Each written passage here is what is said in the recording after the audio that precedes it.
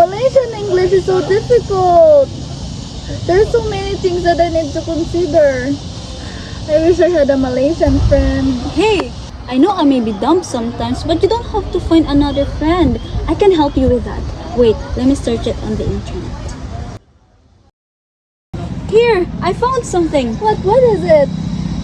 It is stated here that the use of Malaysian English began during the presence of British in the Straits settlement of Penang, Singapore, and Malacca in 18th century. It was used in public administration, the law courts, and businesses. And also, the English medium during this time was increasing in use in schools that was established during the British colonial period, and many of it was Catholic mission schools. However, when Malaysian, then Malay, became independent in 1957, the Malay language was made as a national official language and began replacing English in public administration in the courts. It also replaced the English as the medium of instructions in national schools and public universities.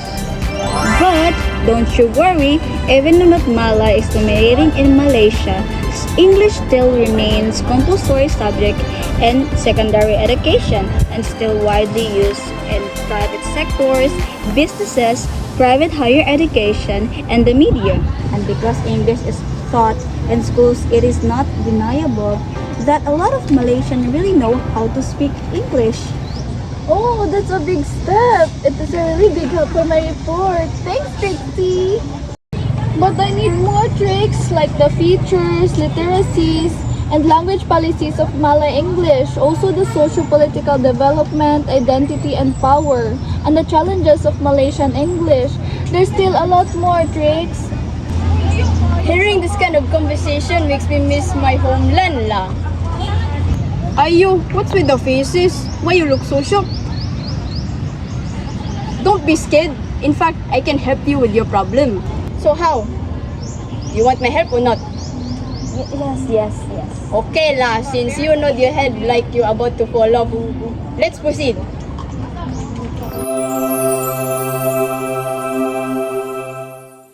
Malaysian English. It's a localized variety shaped by our very multilingual background, you know. We got Malay, Chinese, Tamil, and English. All mixed together until it becomes very unique. We use things like discourse particles like la, lo, me, and sometimes we switch between languages, one depending who we talk to. You see, these features, they show our identity, how we express ourselves. It's not just random English but got meaning, got culture inside. And it also connects to things like language literacy and how we feel and belong, especially in a place where there are many languages like Malaysia. But we got tension also lah between so-called standard English, which people always say is the proper one, and a Malaysian English, which some say it's not good enough. But actually, it's a valuable way of speaking. It's expressive, it's practical, and it reflects how Malaysian people live. So don't say it's broken English. It's just different. It suits our environment, our people, and our ways of communicating. So what else you want to know? Does this Malaysian English have contributed to the social? Oh, of course. Malaysian English plays a role, you know. Miss Galve! Miss Galve! Miss Galve! Yes, ma'am? I ask you, what about its development? How far has the language come? Well, Manglish emerged as a multilingual and multicultural society in its colonial and post-colonial history. As I mentioned before, English was introduced during the British rule and associated with education, governance, and social mobility. However, as people from different ethnic backgrounds, Malay, Chinese, and Indian, learned English informally, they began mixing it with their native languages, giving rise to Manglish. It certainly has changed a lot. The language has become who we are and part of our culture, hasn't it? Yes, ma'am. Manglish has continued to flourish in everyday conversation, and over time, it evolved into a cultural identity marker, especially to those younger Malaysians.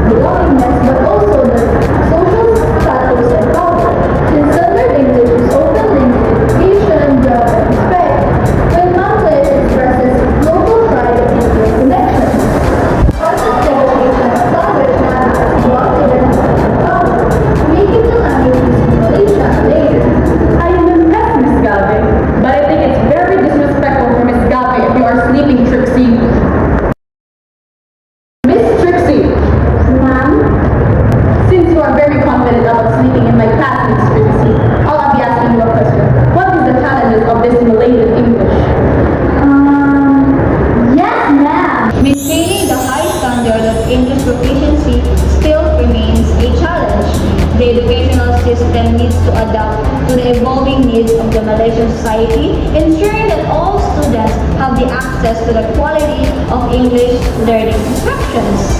The balancing of promotion and the continued use of English require a careful policy making. Addressing the socioeconomic disparities linked to language is very crucial in creating a more equitable society.